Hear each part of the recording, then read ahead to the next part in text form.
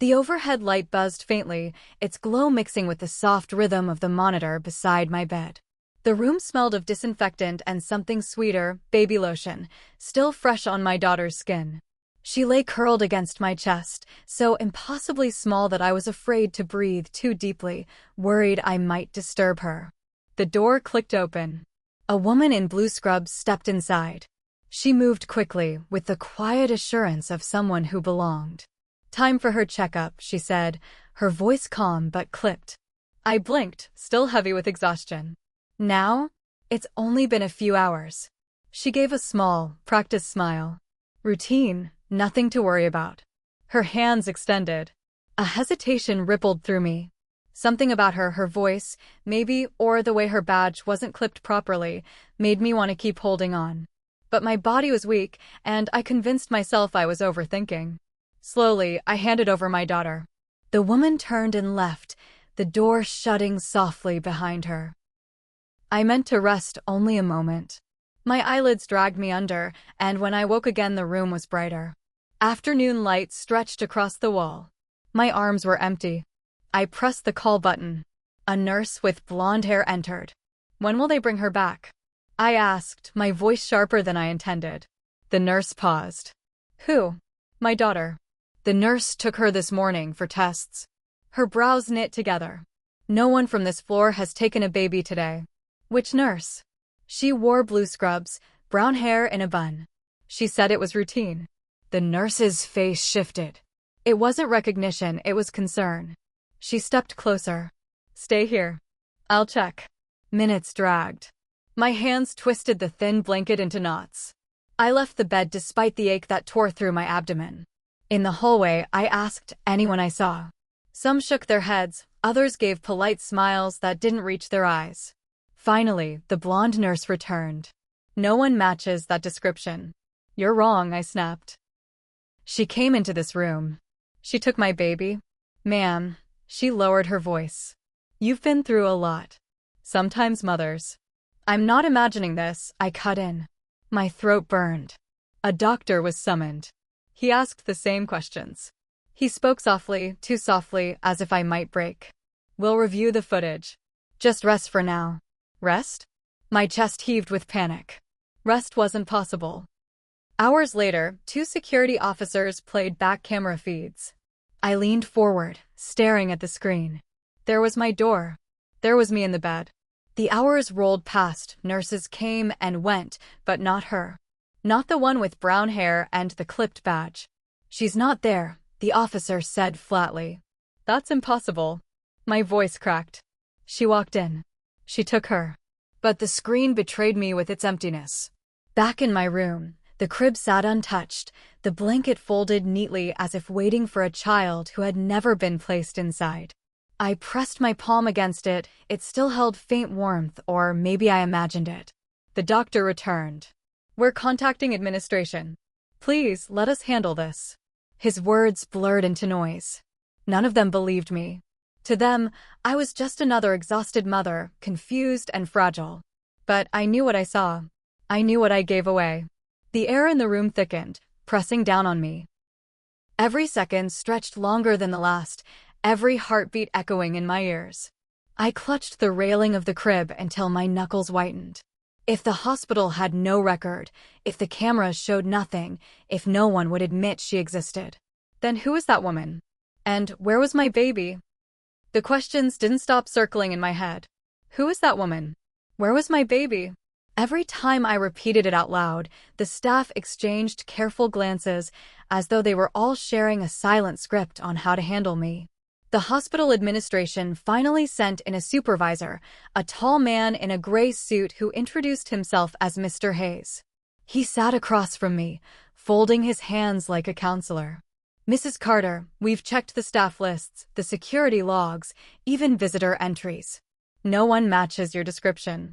I'm telling you, she was real. She took my baby." My voice cracked, but I refused to let it sound weak. Mr. Hayes exhaled. "Sometimes, after delivery, mothers experience memory gaps. Hallucinations even. Stress, exhaustion, it can play tricks on the mind." I slammed my fist against the side of the bed. "This isn't stress. I didn't dream her. She walked out of here with my child. The silence that followed told me everything. They weren't looking for her. They were trying to convince me nothing had happened. That night, when the hallway finally quieted, I slipped out of the room. My body still ached from labor, but adrenaline carried me forward. I followed the path toward the service elevators. Something in me whispered that if the official routes showed nothing, the answers were hidden in the places people didn't bother to look. Near the back entrance, I found a receptionist on night shift. The fluorescent lights flickered over her desk. I leaned against the counter, lowering my voice. A woman in scrubs came through here earlier today. Brown hair, bun, no badge. Did you see her? The receptionist hesitated, her eyes darting away before she answered. Lots of staff come and go. But her body betrayed her, shoulders tightening, fingers gripping her pen harder. Please, I said, my voice breaking. She has my baby. A long pause stretched between us before she scribbled something on a sticky note. She slid it across the counter without looking up. An address. Don't tell anyone where you got this, she whispered. I didn't stop to ask questions. I left the hospital against their orders, flagged a cab, and gave the driver the address. The city blurred past the window streetlights, shuttered shops, people who had no idea the world had just collapsed around me. The cab slowed in front of a modest suburban house. Curtains drawn, porch light on. And through the window I froze. She was there, the woman from the hospital, rocking my daughter in her arms. And when her eyes lifted and met mine through the glass, her lips formed words I read clearly even without sound. You'll never be her mother. I pressed my palm against the cold glass, my breath fogging the window. The woman, her eyes dark, unflinching, rocked my daughter as if she belonged to her.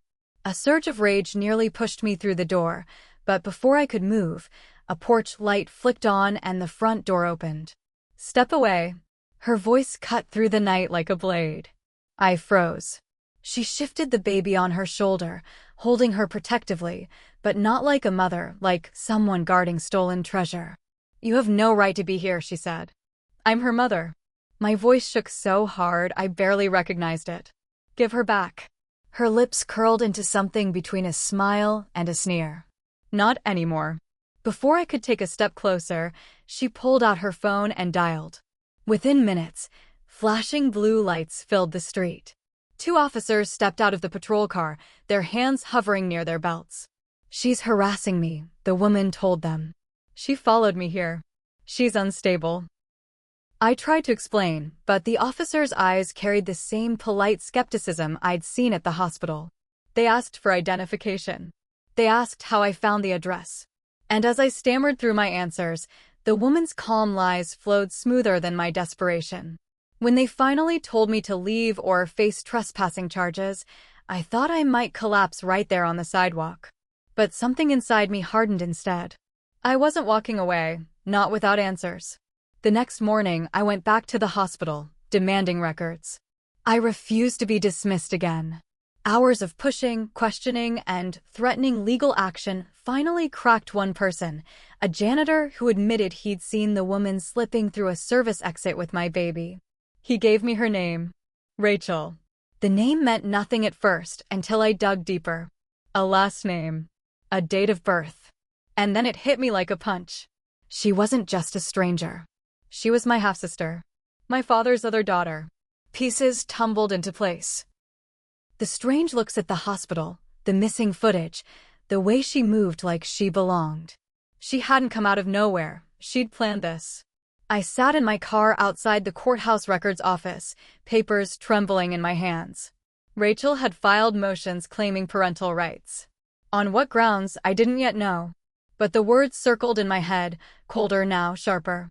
You'll never be her mother. The courthouse smelled of dust and old paper, the kind of place where lives could be rewritten with a single signature. I sat on the wooden bench outside the hearing room, my hands shaking as I clutched the folder of evidence my lawyer had helped me gather, statements from staff, the janitor's testimony, and the sticky note with Rachel's address. It wasn't much, but it was real. When the doors opened, Rachel walked in confidently, her hair tied neatly, her clothes pressed. She looked every bit the composed woman, not the stranger who had stolen into my hospital room. She carried herself like someone who belonged there. And in her arms, wrapped in a pale blanket, was my daughter. The sight nearly broke me. I had to grip the bench to stop myself from running across the room. Rachel's lawyer spoke first, spinning lies about my instability, claiming I had voluntarily surrendered my baby to her care. Every word scraped against me like glass. My own voice sounded foreign when I finally spoke, but it was steady. I described the nurse who never existed, the missing footage, the sticky notes slipped to me in fear. Then my lawyer presented the testimony that cracked it open, the janitor's statement that he saw Rachel leave with the baby. It was shaky but enough to plant doubt. Then came the surveillance footage from a side exit camera the hospital had overlooked. There she was, Rachel in scrubs, bun tight, carrying my baby. The room shifted. The judge leaned forward. Rachel's composure faltered for the first time, her hand tightening on the blanket. When the gavel came down hours later, the sound echoed like thunder. Custody was restored to me. Rachel was ordered to undergo investigation for fraud and abduction. I walked out of the courthouse with my daughter pressed tightly against me, her tiny hand clutching my gown. For the first time since that morning in the hospital, I allowed myself to breathe. I had fought, I had refused to be silenced, and I had won. But just as relief began to wash over me, Rachel called out across the steps. She wasn't crying. She wasn't even ashamed. She was smiling.